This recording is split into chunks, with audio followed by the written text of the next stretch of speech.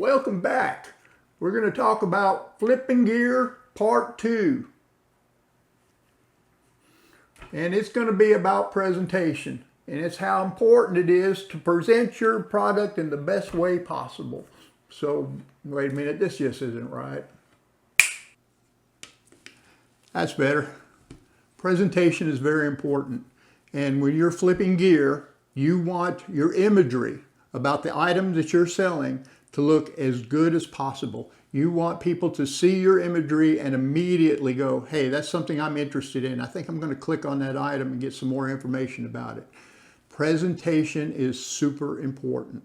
So let's get to it.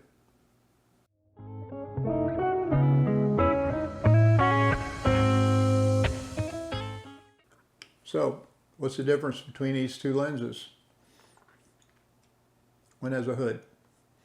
That's the only difference. It's the same exact lens, but it has a hood on it. Now, presentation is what we're talking about. Because I put the lens hood, and this was a between 90 cent and 80 cent piece of plastic that came from China. It was a screw-on lens hood. It fit the 58 millimeter exterior of this kit lens. Because I put that on there, my sales increased substantially. So putting on a less than $1 piece of plastic from China onto this kit lens made the presentation so much better that it was to the point sometimes that I had to, in conversation, realize that people already had their kit lens and really didn't need another kit lens with a hood on it. But they saw it with the hood and they were like, oh, I have to have that lens. It's inexpensive and it looks really, really great. They already had the lens. So that's an example of presentation. A little piece of plastic on this lens and it helps sales considerably. Have your product in focus. Nothing detracts more than if you have your product and people can barely see it and you're selling photography equipment and you can't have your product in focus. It's not a good thing. Make sure your product is in focus. There was already a video that I did on depth of field, and you don't have to get into that. Just make sure that the item is in focus as best as you can. Use your depth of field to try to get as much in focus. Because remember, in true depth of field, your image only has one plane where it's exactly in focus. After that, things get out of focus a little bit. So if you turn your lens this way and you're trying to show the glass, and maybe all these little buttons and switches on the side. If you focus in on this little piece of glass on the front, as you start moving back on this lens, you'll notice it does get a little bit out of focus. So do the best you can to keep things in focus. That is very important on your imagery. In general, when you take a picture of your product, you want to have it with a bland surrounding. Now, eBay appreciates it.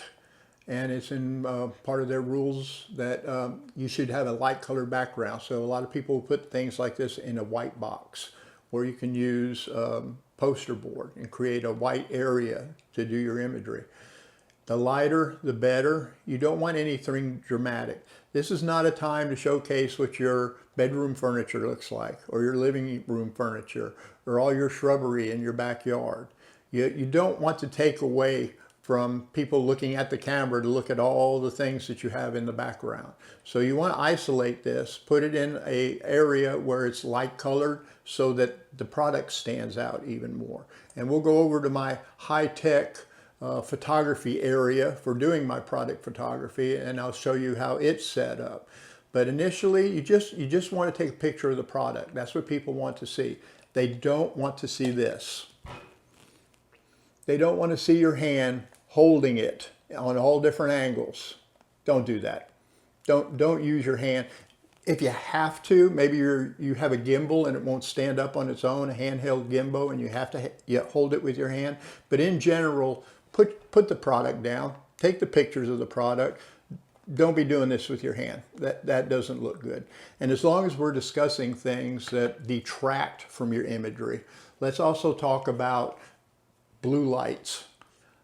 I don't know what happened when all of a sudden because you have a blue light, because you have a light that you can change colors with, that to take product photography, you bathe them in this dark blue light. It doesn't look good.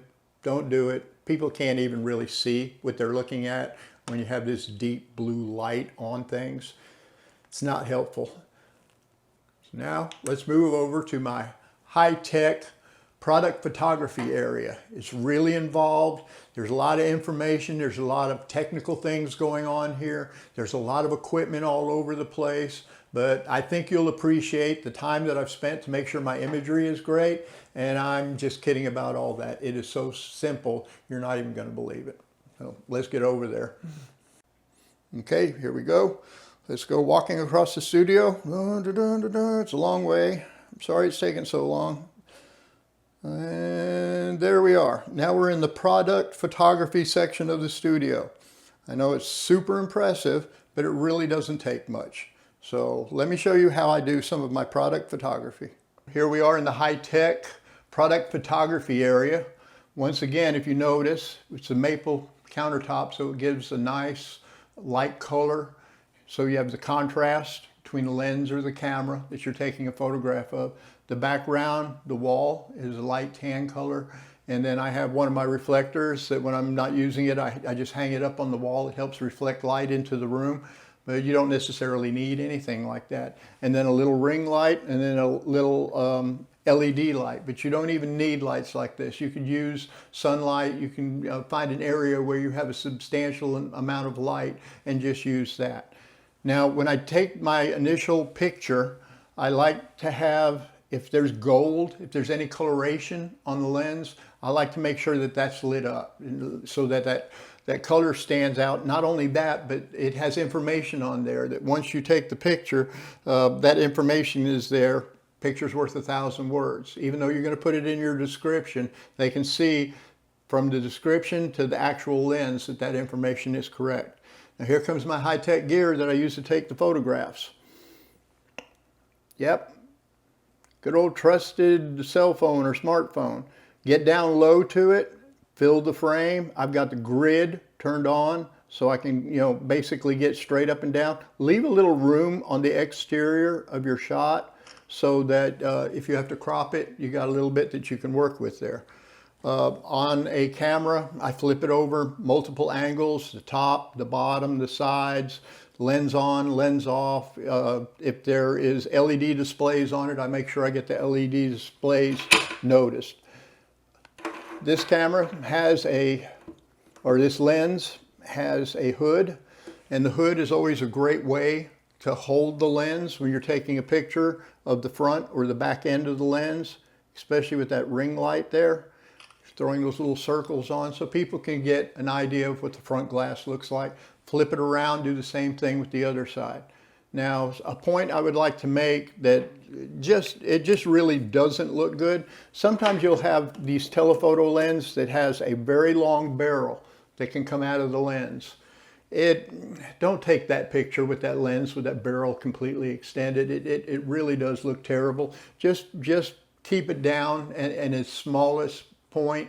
You really don't need to see that extra long barrel sticking out of there. Now, not all lenses do this, but there are some that go from a good millimeter range that has a barrel that kind of pops out of the thing.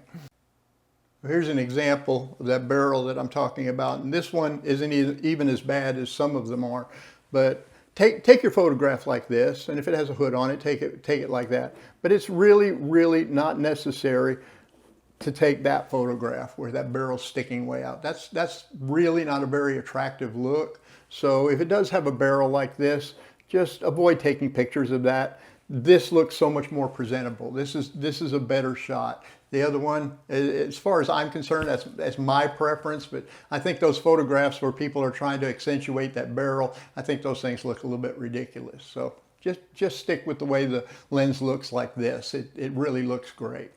Well, I hope that was helpful to you. I hope that you've learned about the presentation of your product. Believe me, it will help your sales considerably if you take the time to make your presentation done well. Well, thank you for stopping by. If you appreciated this information you heard, please hit the subscribe button. Doesn't cost you anything, it's free.